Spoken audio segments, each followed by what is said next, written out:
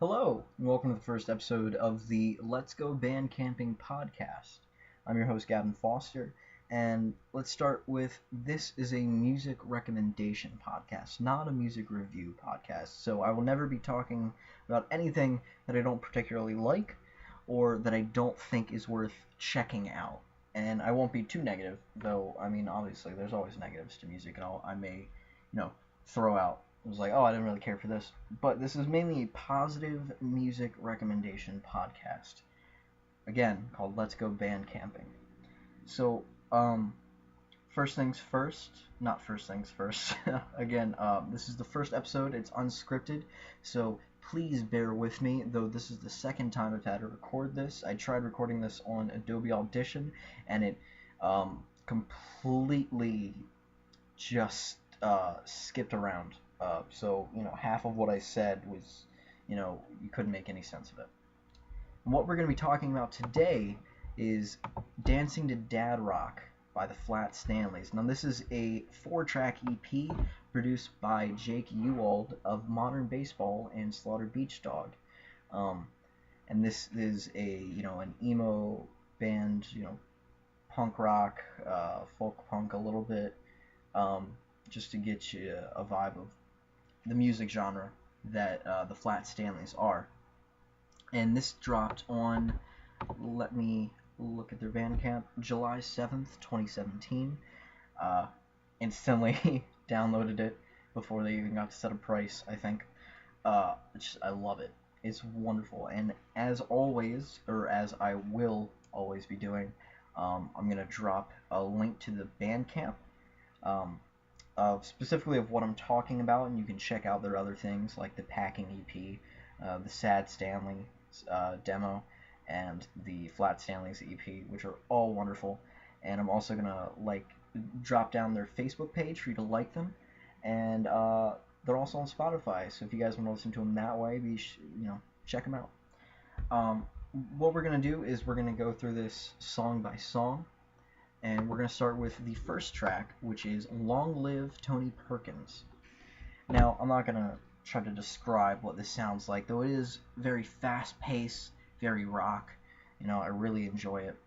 And I am going to read this first song to you, just to get you a feel of the EP, because it's pretty short, and I'm not going to be wasting too much of your time by reading it. So let's start with the first verse. Tony's in the basement, hacking at his lungs, screaming at his body. Why won't you fucking stay young? If there's anything to learn here, it's not what to expect. You always pay for dinner, and you haven't bought it yet. Verse 2. Susie's in the shower, screaming out your name. She's mispronouncing everything and not accepting blame. If there's anything you want now, it's anyone but me. You always drink my coffee, and there's nothing left to say. And then finally, the bridge. All my feelings left after that night. I tied my arms across my chest and slipped away from all the mess I could expect from you. Trevor's on the couch. He just passed out. To tell the truth, I could have done without. The head-shaped hole left in the wall you made. It was a nice idea. Now, I'm just going to point out the overall feel of the song is maybe people making mistakes. Second verse seems to be about maybe a girl who had cheated. I at least get that from not accepting blame, maybe. If there's anything you want now, it's anyone but me. Maybe it's from the perspective of the person that she's cheated on, or she cheated with.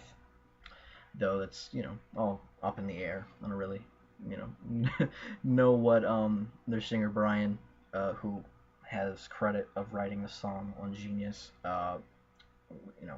was thinking when he wrote this, or what he had in mind. But I love it. I really do. It's very fast paced, and it does slow down at the bridge a little bit. And you just hear the lyrics, and it really flows. Very generic things I'm saying, but honestly, it's a great listen. I just don't have very much to say about it, though I will point out, I really like that last little line. To tell the truth, I could have done without the head-shaped hole in the wall. You left in the wall. It was a nice idea. It's funny, it was a nice idea. It's just the imagery I love of that song. So again, I don't have too much to say about this first one. So let's go into Me Versus Your Friends. This is track 2 of the Dancing to Dad Rock EP by the Flat Stanleys. Now, I'm not going to read this whole song to you, frankly. It's way too long. It would be way too long for me to read it. As a song, I think it's perfect. It really is. This really stands out to me, and quite honestly, it's my favorite on the EP. I went to Spotify.me recently, and it's my most recent, not of all time, but my most recent, most listened to song.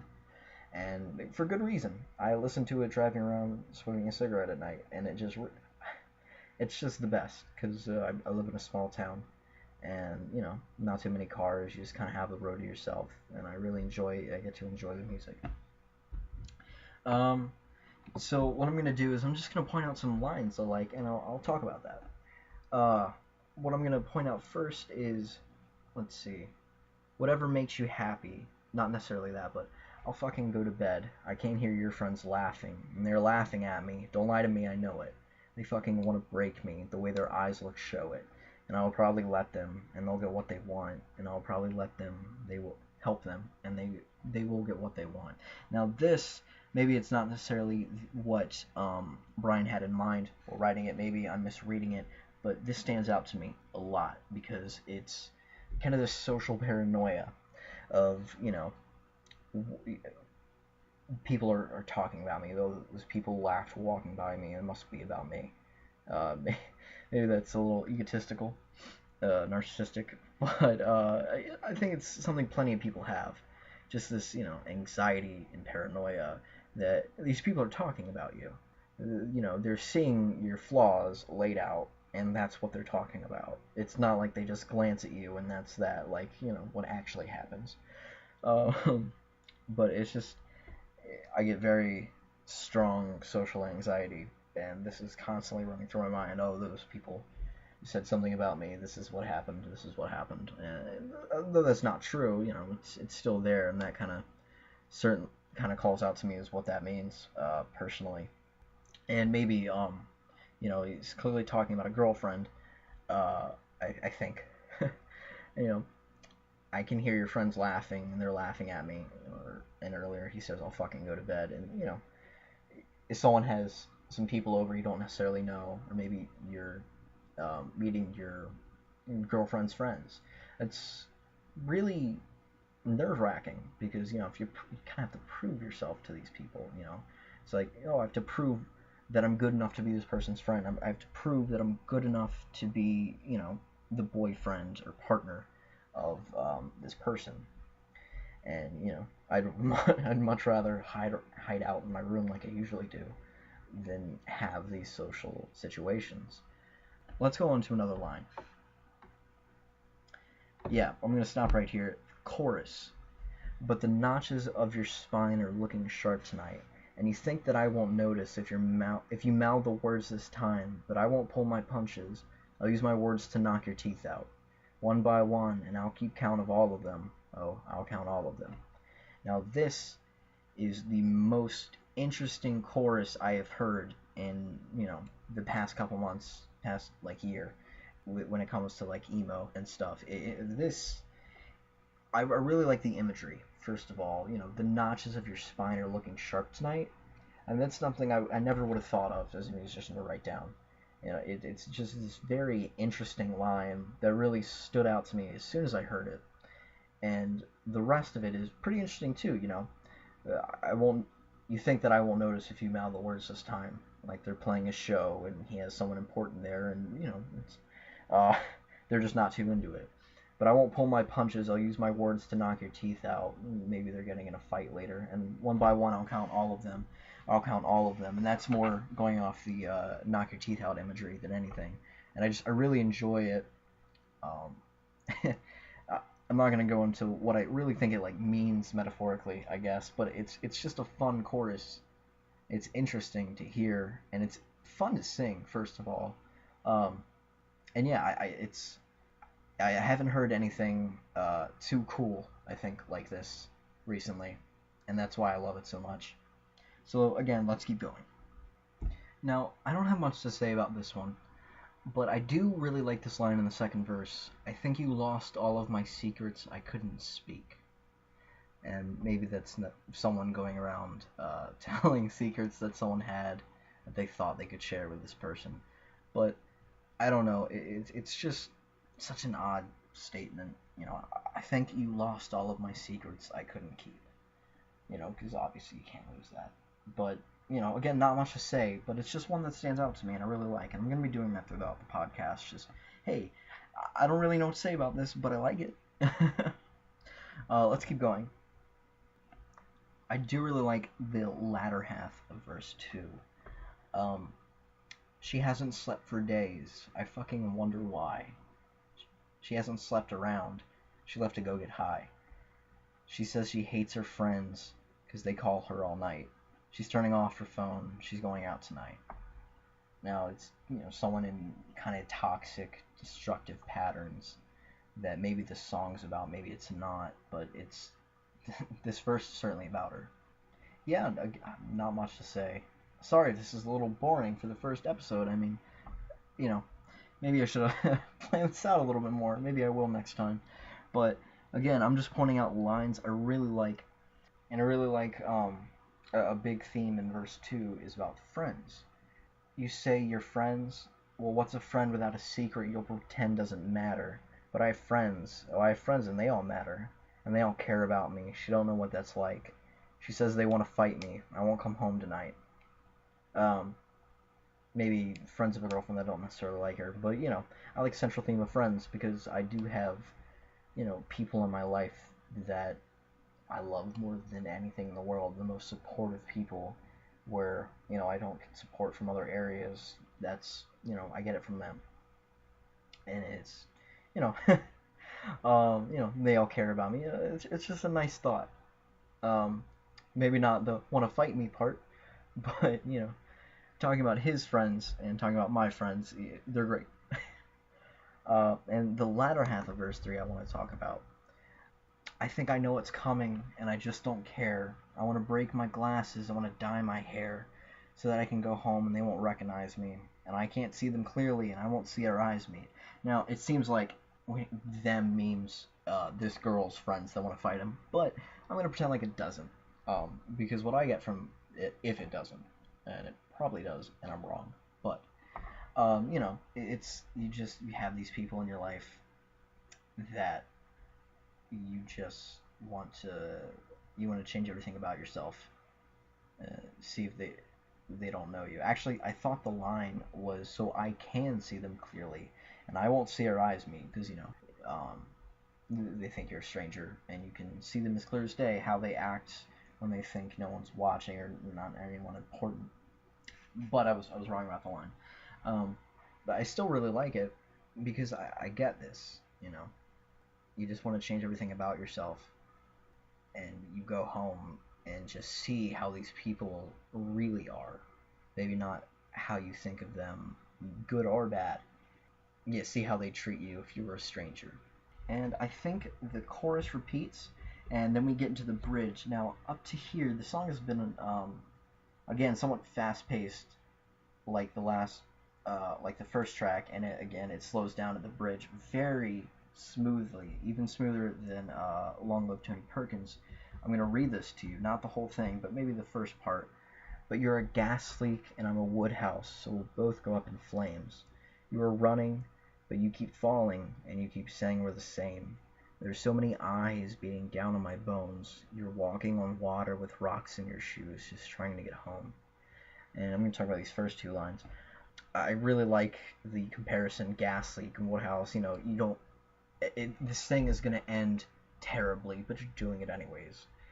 And you're running, but you keep falling, and you keep saying we're the same, and I have people in my life like that, and this probably isn't what he meant, but, people, they keep saying you're the same, and I kind of interpret the falling part is them being wrong, and, because you want to be a person, you want to be your own individual, without any sort of comparison,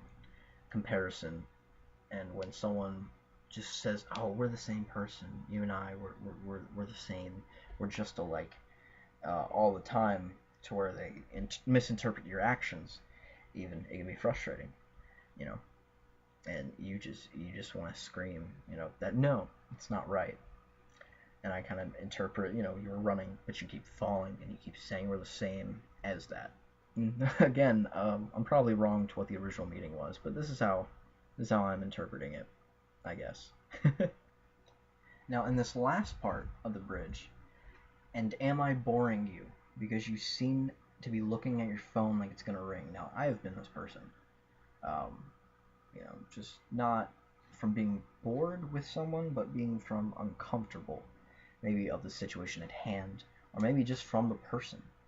And I also have been the person on the other side of this, maybe a little bit less, but yeah, it sucks. But because you don't know what's wrong, and you don't know how to fix it, and you don't know how to bring it up without making it weird. Now let's get to this last line. You could cut my tongue out of my mouth on any given night, and it would not change a thing. Now, this kind of seems to go into the looking at your phone like it's gonna ring, like the person doesn't treat them well, but they're still here. They shouldn't be, but they're here. And I've also been that person. Stay no matter what kind of person, and it's not good. But the person in the song is clearly self-aware about it. And to quote BoJack Horseman, when you're in love, all the red flags just look like flags. You don't really notice. Like you cut the tongue out of your mouth, and you'd be like, oh, this is the person I love, and not, oh my god, why did you fucking cut my tongue out of my mouth? Of course you wouldn't be able to say that, but and then the chorus repeats, and from what I remember, the song ends. I listened to the EP twice before recording this the first time. Probably should have given it one more spin before going into this the second time. Though I've listened to it 100 times since its release. I absolutely love it. It is a great listen to like drive around at night while having a smoke. It really is. So let's go on to the third song, and before we do, I just want to mention how great the transitions in this EP are. Now it's you can kind of hear it.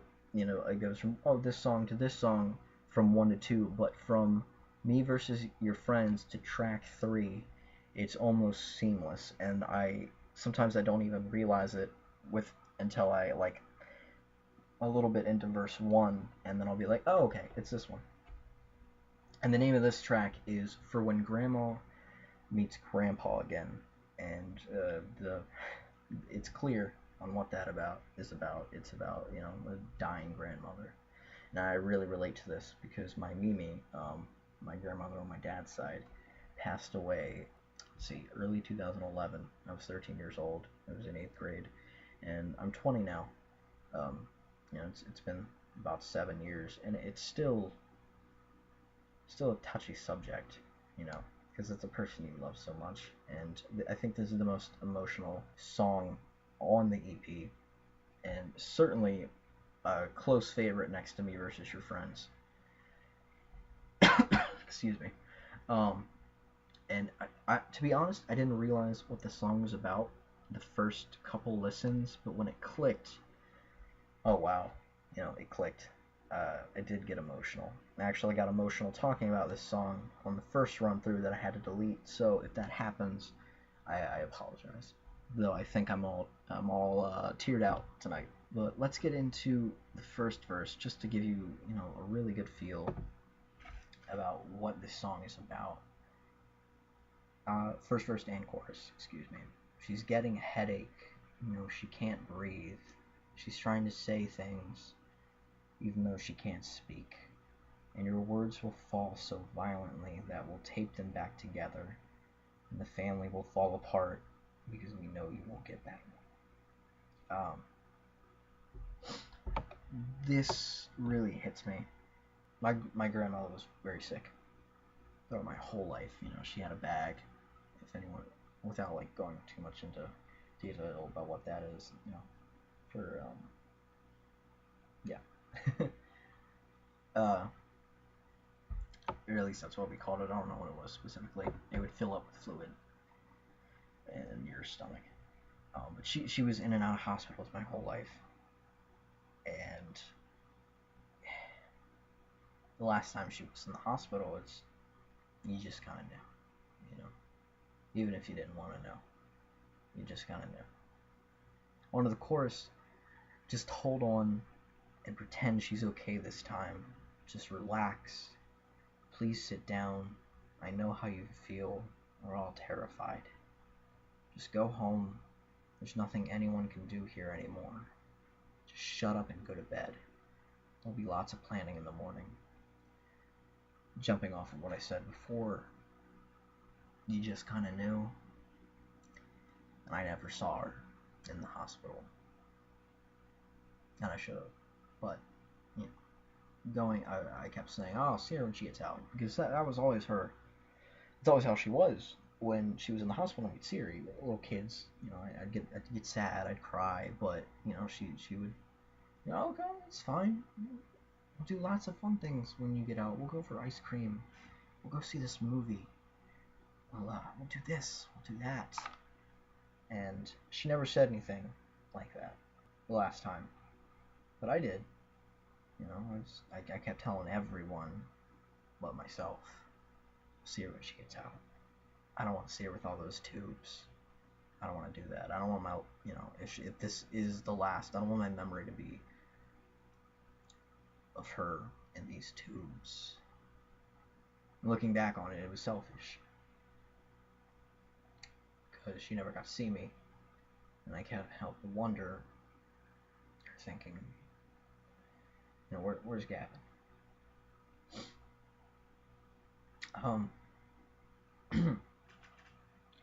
Ooh, getting off subject.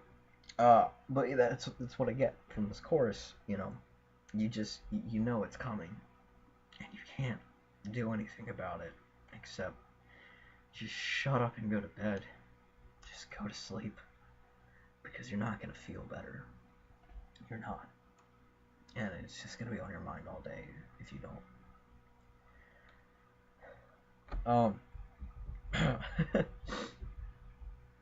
Even more so with the beginning of verse 2, we should be used to this, but we're learning more. It's fine.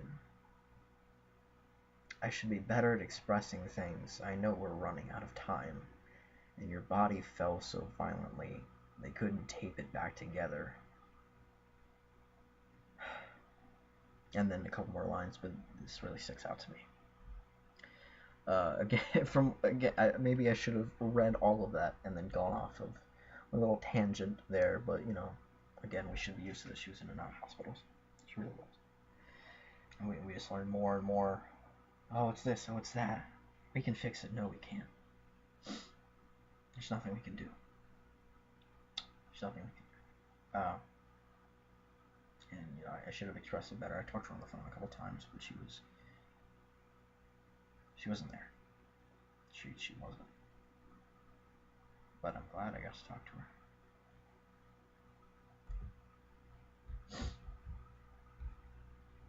And then the bridge. The bridge, I don't really relate to as much, but it is fun to sing this very sad song. Let me read it for you. She said it's just a headache. She said it's nothing more. We all know she's lying. She's lying on the floor. I actually do relate this to a little bit. Fuck. You know, again, my Mimi was always, you know, oh, I'm fine. These tubes in her nose, and doctors telling her these terrible things, she would still put on a face and say, oh, sweetie, it's okay. I'm fine. And, you know, I get that a lot. So that the line does actually relate to me. I do find some resonance in it. What it is, fun as hell to sing, you know. And I really recommend listening to this song if you want a good cry. If you have a dead grandmother and you want to have a good cry. It's very fun to sing along, and this just repeats, you know, about 4 or 5 times, and then the song ends.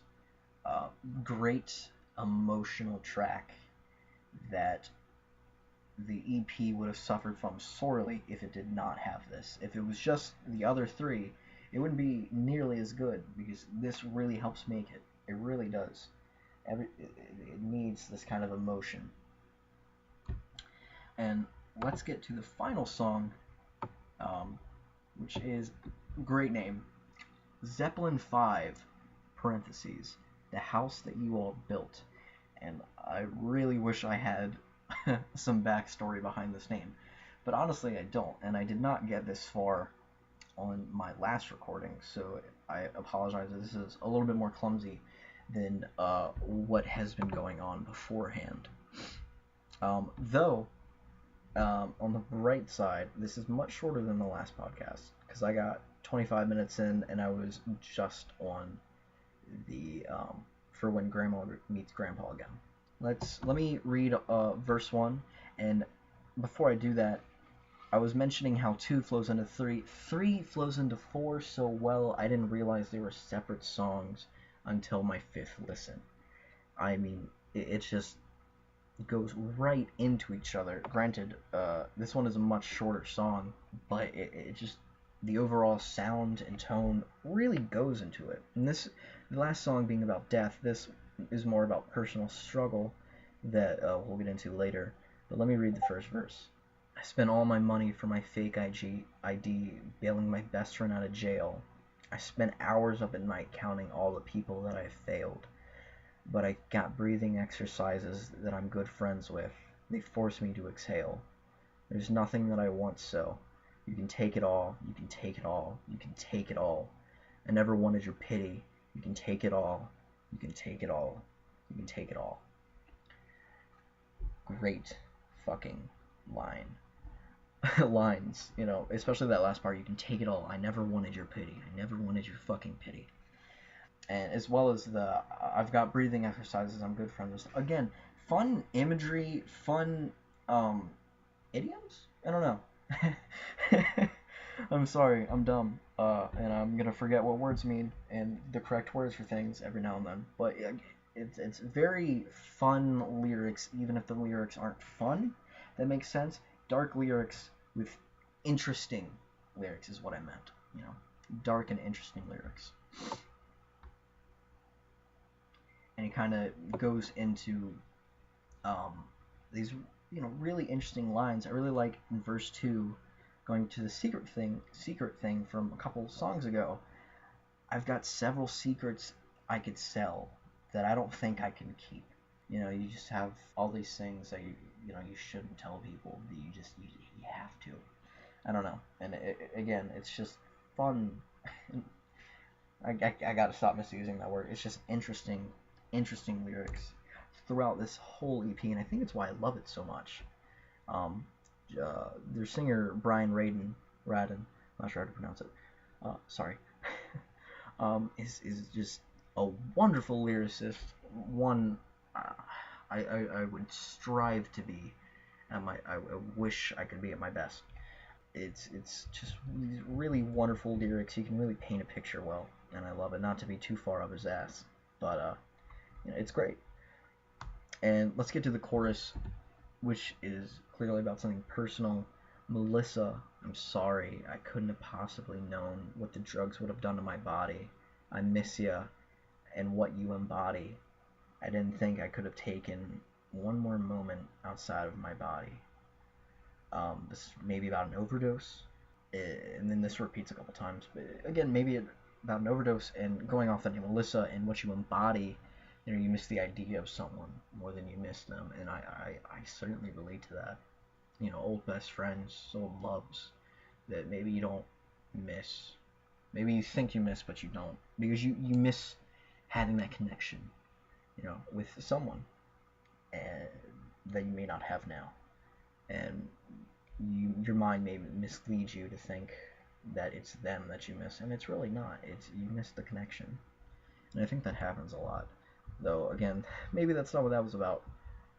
And I really like the lines. I don't have much to say about it, but I really like the lines. I didn't think I could have taken one more moment outside of my body, and I used to go through these periods of dissociation. And they would happen to me randomly throughout late middle and all through high school.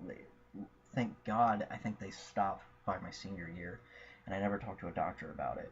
But it got so bad, I would have to lay on the floor and it felt like I wasn't there, but it felt like I was 10 again, but it felt like I was 11 again, but it felt like I was 12 again, and it was just these very weird feelings that lasted so long. I mean, 5, 10 minutes at first. I'd have to drag myself in the bed, and I wasn't there. And they got shorter and shorter. And, by graduation, 2 or 3 years ago, they stopped, and I haven't had something like that since. I think I had something like that recently, but I'm not gonna go into that. And so maybe this is more about drugs, but it is something.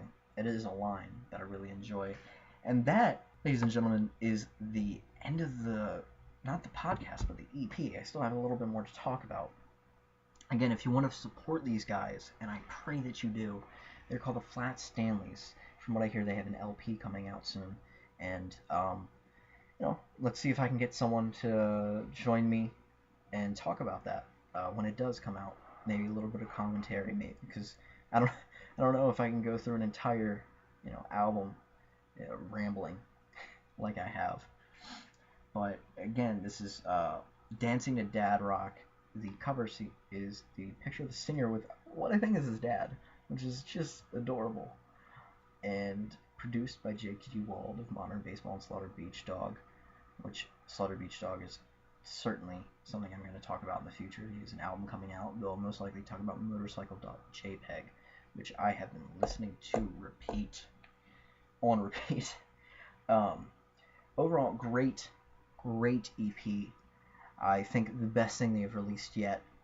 Strides ahead of the Flat Stanleys EP and the Packing split, though I have nothing but positive things to say about those. Just this in terms of production and even songwriting, they've really, in such a short amount of time, improved, and you can see where they're heading. These guys are certainly about to blow up. In the next couple of years, they're really going places, and I'm really excited to see what they do. Anyways, thank you for listening. This has been the first episode of the Let's Go Bandcamping podcast. I'd say where you can find us, but I don't know yet. Thank you all for listening, and I'll see you next time.